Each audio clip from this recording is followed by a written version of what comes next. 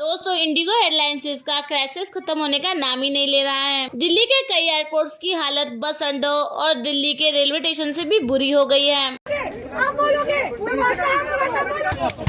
Manager को बुला तुम्हारे। मैनेजर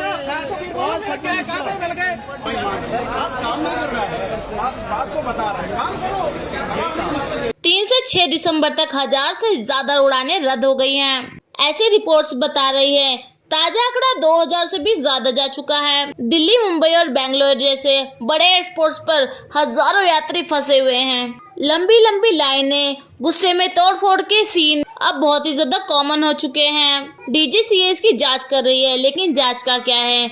हमारे देश के हर ऑफिस में कोई ना कोई जांच तो चली रही है। कई बार तो जांच पे भी जांच चलने लगती है कि आखिर ये जांच चल क्यों रही है।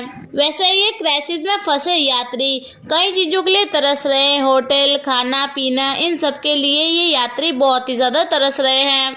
इन सभी चीजों को लेके कई सवाल खड़े होते हैं। लेकिन दोस्तों, इससे पहले उन सवालों पे आते हैं कि आखिरकार इंडिगो इस हालत में क्यों आई। इसका सीधे सीधे जवाब मिल जाता है कि आखिर सरकार ने क्या बोला कि पायलट्स को अधिक आराम की जरूरत है। अब उनको 36 घंटे की बजाय 48 घंटे के आराम की जरूरत है। तो इसका सीधा सा मतलब है कि उस पायलट को उड़ाने के लिए आवर्स कम हो जाएंगे। तो जाहिर सी बात है ना, इसकी वजह से फ्लाइट्स भी कम होगी और उड़ाने भी कम होंगी। अगर आप पायलट्स की संख्या बढ़ाते हैं तभी वे सारे विमानों को उड़ाने के लिए सही रहेंगे। उनके न होने से फ्लाइट्स की संख्या कम हो जाती है। तो यही इंडिगो के साथ हो रहा है, सिंपल। तो अब सवाल ये है कि आखिर ये इंडिगो के साथ ही ऐसा क्यों हो रहा है, बाकी कंपनियों, बाकी एयरलाइंस के साथ ऐसा क्यों नहीं हो रहा। तो फॉर एग्जाम्पल एयर इंडिया, उनके अंदर पायलट्स की कमी क्यों नहीं हो रही। तो इस सवाल का जवाब बिल्कुल सिंपल है। उनके कई सारे विमान पहले से ही ग्राउंडेड है और जो उन विमानों के पायलट्स है वो बिल्कुल फ्री है। तो इसलिए एयर इंडिया और बाकी कंपनियों के पायलट्सों की कमी नहीं हो रही है। तो वो उनकी देखभाल कर सकते हैं, इसलिए कोई इशू नहीं हो रहा। तो कोई भी लॉजिकल बंदा यही बोलेगा ना, अगर एयर इंडिया के पास पायलट ज्यादा है, एक्स्ट्रा है, तो उन्हीं को बोल दो ना कि एयरलाइंस की फ्लाइट्स को उड़ा लें, है कि नहीं। लेकिन दोस्तों, ये इतना आसान नहीं है कि एक एयरलाइंस का बंदा दूसरी एयरलाइन से इतनी जल्दी कोचिंग कर ले। 2 एयरलाइंस के बीच में जो ट्रांसफर है वो इंडिया के बीच में काफी कॉम्प्लेक्स है। अगर आप सीनियर पायलट है भारत में तो आपको 12 महीने का नोटिस देना कंपलसरी है। तो अगर आप एक को पायलट है तो नोटिस की टाइमिंग 6 महीने की है। तो ऐसे में ऐसी इमरजेंसी को शॉर्ट करना इतना आसान नहीं है कि यहाँ का पायलट वहाँ जाएगा, वहाँ का पायलट यहाँ आके प्लेन उड़ा देगा। ऐसा बिल्कुल नहीं हो सकता।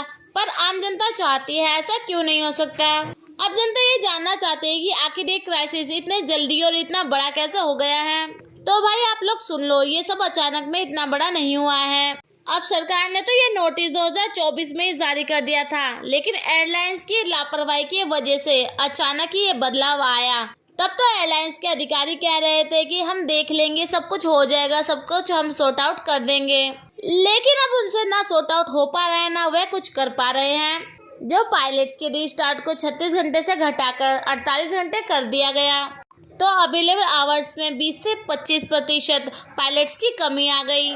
तो अगर आप इससे डील करने के लिए इनफ स्टाफ नहीं रखते हैं तो इसका हर्जाना फ्लाइट को रद्द करके ही उठाना पड़ेगा।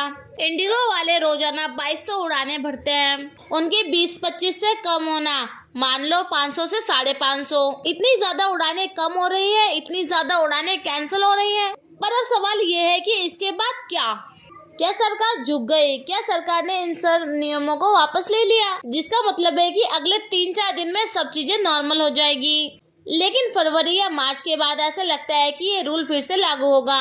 अगर सरकार इन नियमों को फिर से लागू करती है तो इंडिगो को अपने पैर फिर से घिसने पड़ेंगे। क्या फिर से वही हाल होगा जो अभी हो रहा है? ये आसान नहीं होगा क्योंकि ये नोटिस पीरियड है। अगर हम नए पायलट्स को चाहते हैं तो उनको ट्रेनिंग पूरी करनी होगी, बाकी फ्लाइट्सों की संख्या पूरी करनी होगी। अब इंडिया में ऐसा तो अचानक नहीं हो सकता ना, इतने सारे पायलट्स को हायर कर लो और ट्रेनिंग दे दो। इतने बड़े लेवल पर ट्रेनिंग और भर्ती नहीं हो पाएगी। एक तरफ लोग इंडिगो को दोषी ठहरा रहे हैं, वो तो बिल्कुल ठीक है, लेकिन भारत की मिनिस्ट्री भी इससे नहीं बच सकती। मिनिस्ट्री ने एयरलाइंस को भर्ती का समय दिया, लेकिन स्टाफ हायरिंग और ट्रेनिंग पर निगरानी ही नहीं रखी। मिनिस्ट्री को देखना चाहिए ना, ये लोग हायर भी कर रहे हैं, ट्रेन भी कर रहे हैं या नहीं कर रहे। इंडिगो ने हायरिंग फ्री रखी और मिनिस्ट्री इन सब पे चुप रही। इसका रिजल्ट ये निकला कि पायलट तो रेस्ट पे चले गए और आज 2000 से भी ज्यादा फ्लाइटें रद्द पड़ी हुई हैं और पब्लिक परेशान है। DGCA ने पहले शिकायतें सुनी, लेकिन लोगों का कहना है कि इस पे कोई एक्शन नहीं लिया गया। तो दोस्तों, आपको क्या लगता है कि इंडिगो एयरलाइंस को लेके जो भी सरकार नए रूल ला रही है वो सही है गलत? आप अपनी राय हमें कमेंट सेक्शन में बताएं। साथ ही साथ चैनल को सब्सक्राइब करें, बेल आइकन प्रेस करें।